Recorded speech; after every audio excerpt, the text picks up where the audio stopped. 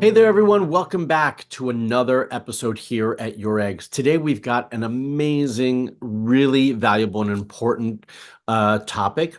It's all part of the psychological evaluation. We have not talked about this much on our channel, but today we absolutely are. You're in for a treat. I am interviewing Jennifer Johnson, who is, I should say, we are lucky enough to have her here with us today, but she is a part of our team on the evaluation process for our egg donors.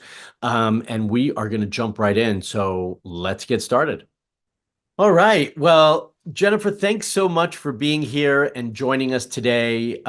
We have wanted to have this piece covered on our channel for quite some time because the psychological part of egg donation or using an egg donor is so valuable and so important in the whole process that we really wanted to share this piece. And it's really, unfortunately, just not talked about enough. And so I really appreciate you being here. So first and foremost, thank you so much for joining us. Sure, Uh, absolutely. and as we get started, why don't we start off by having you share a little bit about who you are and what you do for everybody. Sure. So my name is Jennifer Johnson, and I'm a licensed marriage and family therapist in California. Um, you don't need like all my academic background, but I got a bachelor's degree and then I got a master's degree and then I got licensed. I became licensed in 2008. And then shortly after that, I went through the process to have my own child, which was a little bit of a process, a journey. And right after that is when I started working with agencies in third party reproduction and, talking with egg donors, talking with surrogates, sometimes intended parents, whoever needs to be talked to, I guess. And and it's pretty much been that way since about when did I start doing this? 2011. So it's been about 13 years now. And yeah, I love it. It's interesting every single day. I talk to different people all the time. And it's really rewarding and fulfilling to feel like I'm using my education and my training, but also really kind of helping the world in some like small way. Yeah. Absolutely. Well, that's great. So it sounds like you've been doing this like from the beginning of your career. Is that Yeah, accurate? from pretty early on. Yeah, there was let's see. I worked from about 2008 until about yeah, actually while I was still getting my hours when I was before you get licensed, you have to get 3,000 hours. And in that time, I was working with children in a children's program. And then it was after that, yeah, I started working with adults and then stumbled my way into the infertility field from my own experience. And then that's kind of how it all came about. Yeah, that's wonderful. I often hear similar stories of how, others get into this Exactly. Yeah. field. So thanks for sharing that. You Sure. mentioned something, and I want to make sure I clarify for all of our listeners. Hmm. We take it for granted being in the fields, like some of the terminology that we use. So you mentioned third party reproduction. So for everybody Yes. listening, what third party reproduction specifically is referencing is that anyone who is using another party in some aspect of their fertility journey. So if I were going through a fertility journey and I needed an egg donor, or I needed a surrogate, or even a sperm donor, right? So that's Yes. all third party, somebody other than ourselves who's giving something to us so that we can start a family. And so that's what we Correct. reference when that's what we mean when we reference that term. Yes. So just so we're clear for everybody. Um, so in the third party world, and in your relationship with your eggs, how do you support the agency and the staff? Where do you fit into the process? Yeah. So my role is, I guess I would call it screening, but that's not really the right word. It's more evaluating the sort of thought process and perspective of a prospective donor. So I get like an introductory email from the coordinator at the agency that lets me know that there's a donor who's ready to be, moving forward in the process. And I contact the donor and we set up a time to speak. Usually it's just on the phone, though sometimes it could be video if that's what they prefer. It's really I want to make them as comfortable as possible. So it's whatever is sort of comfortable for them. And we just have a conversation. I have a little bit of a template for information that I have to get, Right. demographics and, how old are you and where do you live and all of those kinds of things. But then it's also just a conversation about, what started you down this path? Why is this something that you want to do?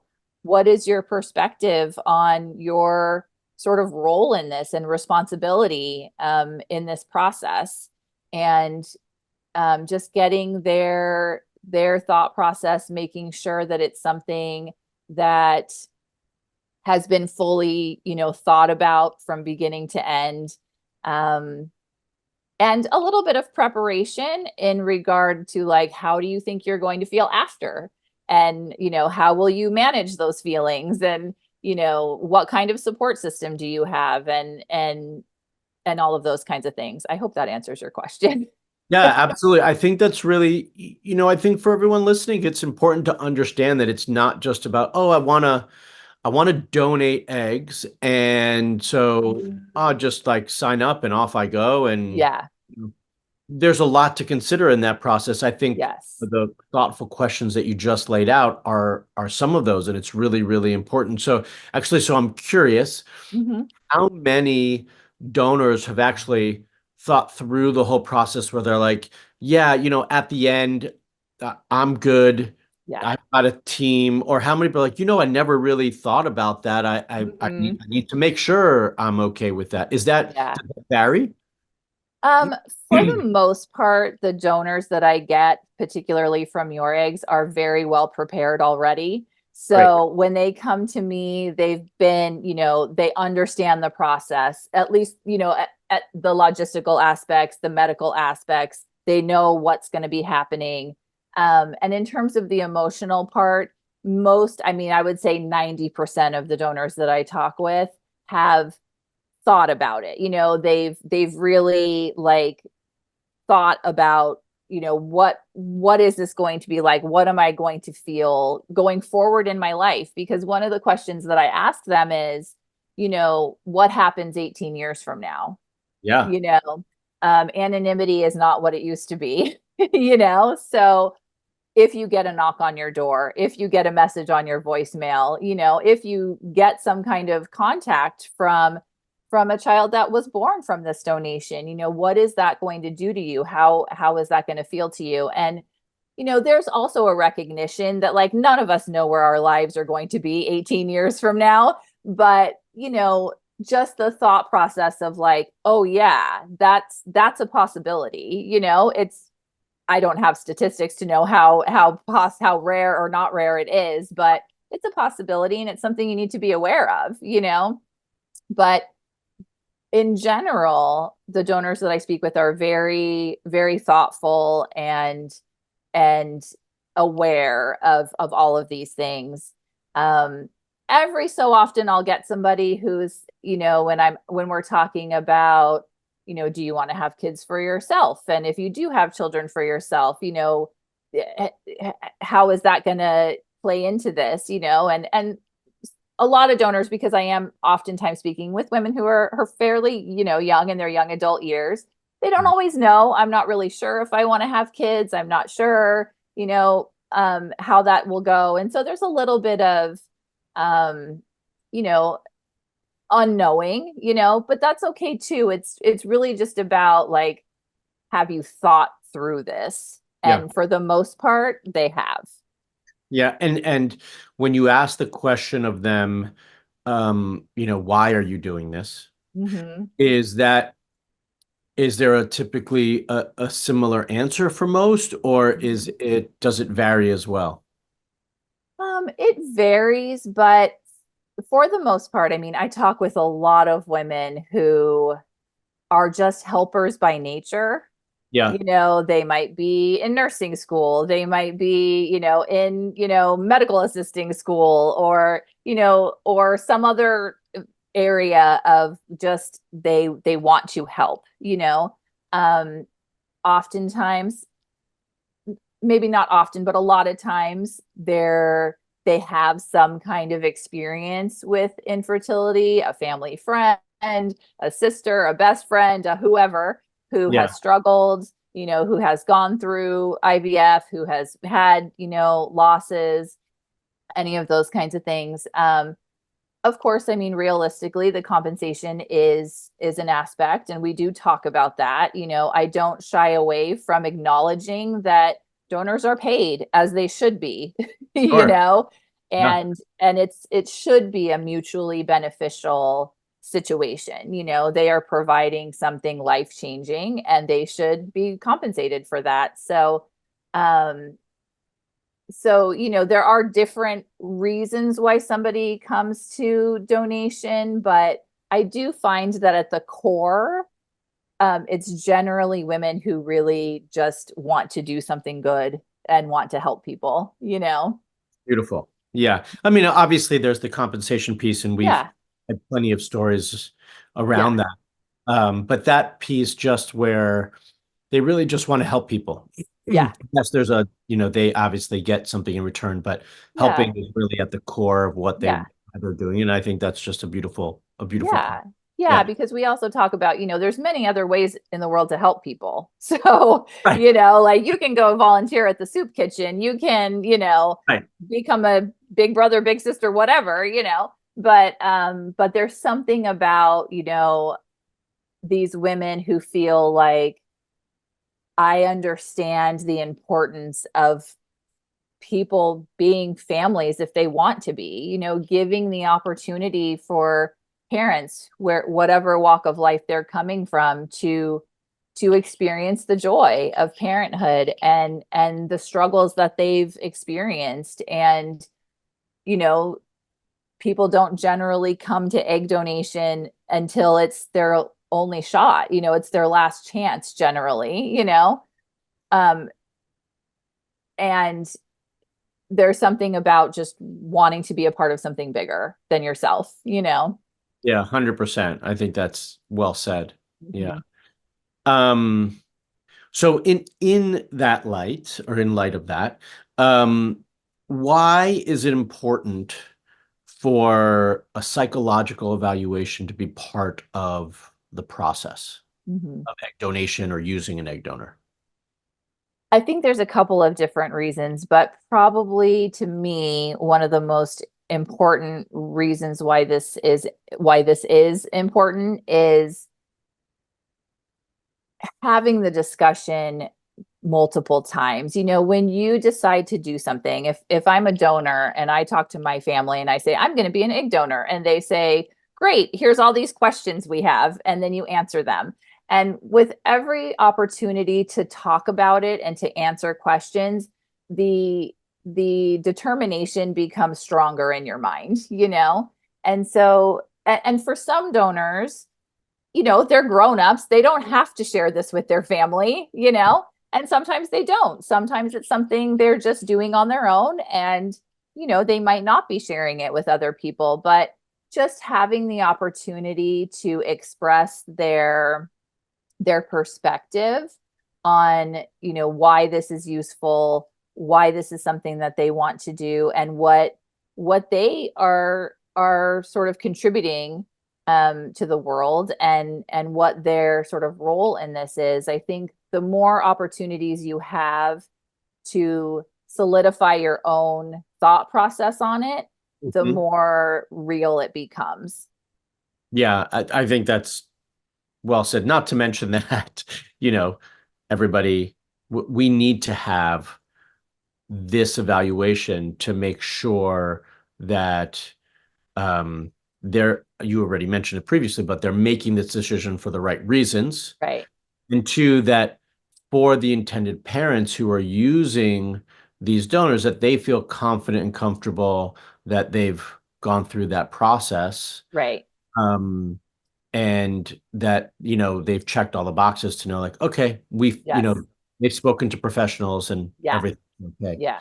So actually that brings up an interesting question for me. Not all not all intended parents use donors from a list in an agency, like, oh, I'm scrolling through a Okay. website and I'm going to go and find, oh, this one is the Hmm. one that works for me. Some really want them to be related to them in Familial. some Hmm. fashion, right? Whether it's a sister or a first Hmm. cousin or whatever it might be, they feel better genetically that they're Hmm. connected in that fashion. So they find someone in that way. And that, if they have a sister or cousin who's younger that is willing to donate, and this I Right. hear all the time, they reach out to them and say, hey, are you willing to do it? Yes, yes, yes. You know, they need to go through psychological evaluations as well, right? Correct. Yes. Yeah. And I Yeah. would imagine even for them, it might even be more important in those situations than for others who don't know the couple. Yeah, I mean, we definitely talk about different things when it's a familial donor. I mean, some of the basics are still the same, but when I talk with non-familial donors about, like we talked about earlier, the anonymity and all of that stuff. Well, when we're talking with a familial donor, it's a totally different conversation Uh, about, what is going to be the dynamic in your family. Is this family that you see every Sunday for Sunday night dinner? Is this family that you maybe only see once or twice a year at Christmas and Easter, or that kind of thing? And like have you thought about what kind of relationship you're going to have going forward? And one of the things that I think is really important to talk about in those situations is, what is the child going to know about their they're coming to be? Is this going to be a family secret? Is this going to be out in the open? Are these, how is this going to go forward for the future? Because you can be willing to help, but you have to be all on the same page about what that's going to look like, not just through the pregnancy, not just at the birth, not just, but for the rest of this family's, existence together. And it's a lot that has to be thought about and talked about. 100%. Yeah, I just, and I know a lot of couples who have done this, Hmm. um, but that is definitely a more complicated Hmm. situation. Is there one piece of advice or one or a couple pieces of advice for those certain situations where you've got couples who are using some sort of relative Hmm. or sibling as part of this egg donor process? Is there something you would share with them that they need to consider as they're trying to make? Like, I imagine some of them might be listening to this video and they're having this thought, like, oh, maybe we can utilize Sarah for Hmm. this sort of thing. Hmm. What Hmm. should they think about before they Yeah. approach Sarah, or what should they talk about with Sarah? Yeah, I think, well, one of the things, just from a purely logistical standpoint, is don't pick a family member just because it's cheaper. Like, I mean, I know that that sounds very like flippant, but True. egg donation, IVF, all these things are very costly. And it's very tempting to say, oh, we can save X amount of dollars if we just use so and so instead of having to go, all of these kinds of things. Yeah. And that person might be a perfect, opportunity for you, but don't do it because of the financial reasons. Really, if you're going to consider using a familial donor, um, really, I mean, this sounds very like basic, but it's all about the communication. You have to talk up front about everything, Yeah. about, the logistics of the process, but also, like we were just talking about, what is our relationship going to be after? What is my relationship to this child going to be? Am I going to be the special aunt? Am I going to be, what if this child grows up and just sort of naturally has like a connection to me as the donor? Like, I'm her aunt, but I'm like her favorite aunt kind of thing. And I didn't necessarily do anything to create that. It's just kind of natural. Is this going to cause, friction with the parents, or with there's just so many dynamics that have to be considered and have to be talked about from the get-go. Yeah, I think that's a really important piece to think about. Do you, since we're talking about both sides, do you work with both donors and intended parents in the process? I definitely can. I have talked with intended parents on both the egg donor side and the surrogacy side. But generally, I only do whatever the agency asks me to do. So I don't get a lot of requests to talk with intended parents. It's honestly a little bit like mind-boggling to me. I've been doing this for so long. And I mean, I've talked with hundreds of donors, probably thousands of surrogates, and I could probably count, on my fingers and toes how many intended parents I've talked with. So it's not common for some reason. I think it should be, but it's not. It's just not generally something I'm asked to do. Okay. I mean, I would imagine, and I'll check with those on the inside here at Your Egg. Uh-huh. But I imagine that the screening goes both ways. It's not just a screening for the donor. There's got to be a screening process for the Hmm. intended parents to make sure that they're Hmm. somewhat prepared for, the Hmm. decisions that they're making. So, Yeah. Yeah. yeah, so that's interesting. Hmm. I'll look into that a little bit Yeah. more. Yeah. I mean, Um, generally speaking, I know obviously the genetic testing and all of that stuff is right, done. But yeah, I'm rarely asked to talk to parents. And, it could be like you said, there could be somebody just like me who's on the intended parent side, and that's totally okay. right. I know that when we went through our own process of surrogacy, which is a little bit different, but there was a request that we have a session with our surrogate, which we did, but it was, pretty basic. I think it was like a half an hour session. We did it on the phone, and that was that. So it's, it I don't know why it is the way that it is. Yeah, no, I get it. I get it. Um, do you've been doing this for quite some time. Have Hmm. there been any situations that have been challenging or really interesting stories that you can share? Let me think. I can't think of a particular challenge. I mean, like I said, the donors that I get, especially from your eggs, are usually very well prepared and very well educated about what they're doing and what they're signing up for. So I rarely have a situation where I say something and they go, "Oh, I didn't know that," or something like that. Um, uh, yeah, I mean, not so much challenges. I really just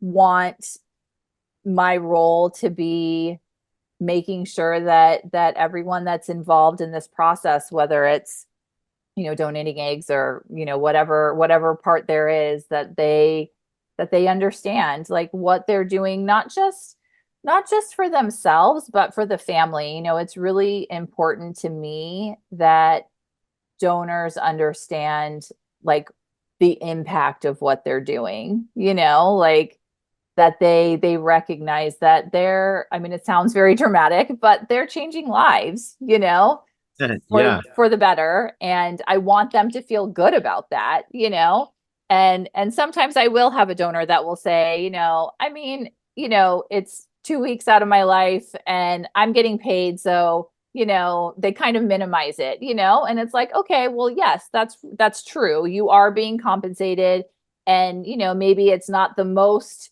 difficult thing that you've ever been through, but acknowledge that you're doing something to better the world, to better somebody else's life. And I think that's something that we have to like, there's very few things in the world that we can feel good about sometimes.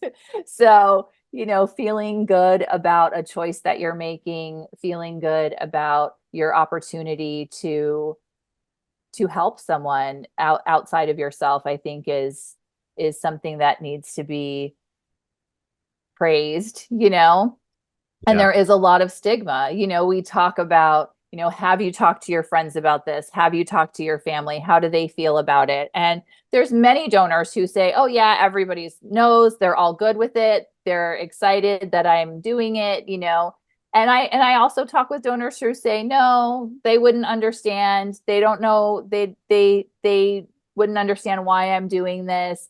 they, so I'm just keeping it to myself, and it's fine either way. I'm not judging a donor on, what their family, there does need to be some support, but I'm not judging them on whether they've shared it with family members. But